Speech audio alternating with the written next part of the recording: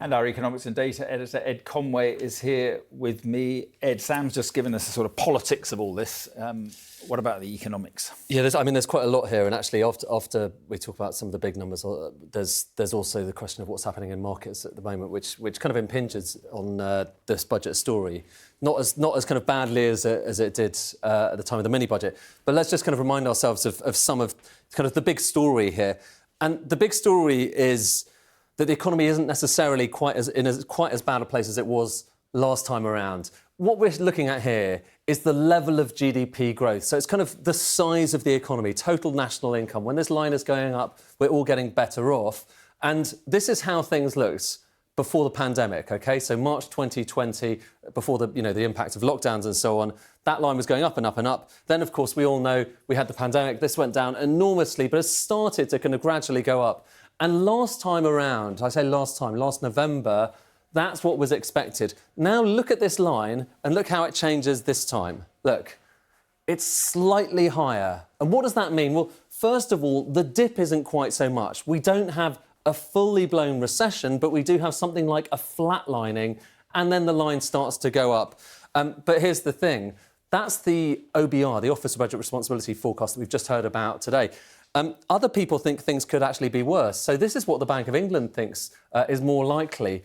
A flatlining that lasts not just for a few quarters, but all the way out into the future. That would be quite depressing, and that would be a big blow for the UK economy.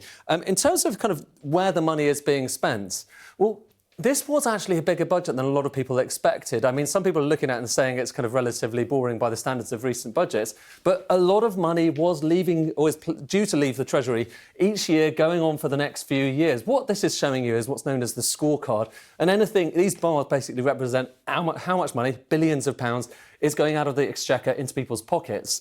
And if you just kind of break it down a little bit, OK, so we're breaking it down by the different things that the government is spending money on. So, for instance, around there, you've actually got the spending on energy bills. So the energy price guarantee, that kicks in initially. It doesn't actually cost that much because energy prices are quite low at the moment. But by far and away, the biggest bit here is the blue swathe of these bars, which is full expensing. So basically, the government in 2024-25 spending about £10 billion ensuring that businesses can offset some of their money spent on investment against their tax bills. It sounds a little bit technical, but that potentially leads to more money invested in the future. That's the promise, at least.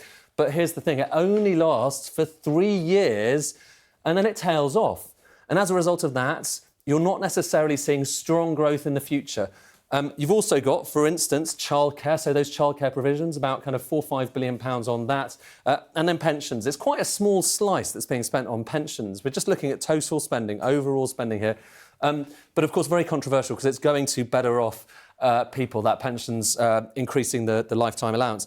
Now, I mentioned that there is a story right now that's kind of emerging outside of the UK, which is what's happening in markets. Credit Suisse, which is a Swiss bank, having big trouble at the moment. And part of the consequence of that is that people are getting very nervous about the economy, and they're betting that central banks around the world, including the Bank of England, aren't going to be raising interest rates quite so fast. So just to give you a sense of what we're talking about here, last August, this was the expectation for interest rates. You might remember these charts from the time of the mini-budget, because that was very low. Then the mini-budget sent it very high, up to 6.5%, and then things started to improve. So by last week, the expected rate, and this is all just forecast for where interest rates are going, and it matters because that's part of the cost of living issue that we're going through at the moment.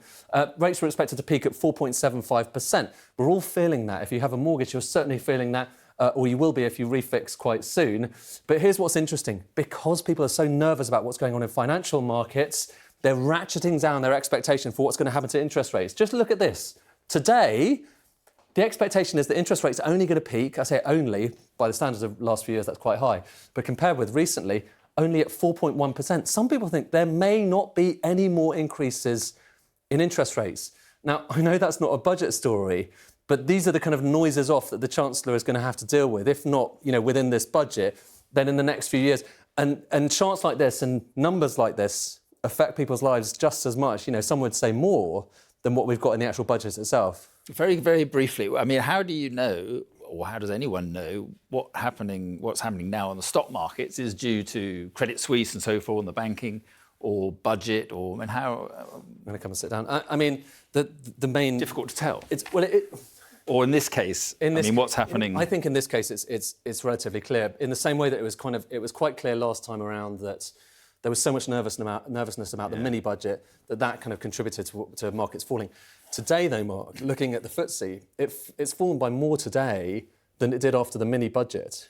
And that's not because of people watching that's got nothing to do with it. And normally, to be honest with you, we talk about this being a bit more like a normal budget. Normally, UK budgets don't rock the markets. That was an aberration. But the markets are being rocked by the fact that people are really nervous. Not necessarily we're talking about a financial crisis, but we are talking about certain banks which are really affected by higher interest rates and all sorts of other things. Credit Suisse is in real trouble if you look at the share price. And yeah, that's nerving people out a lot, which is what leads to charts like that.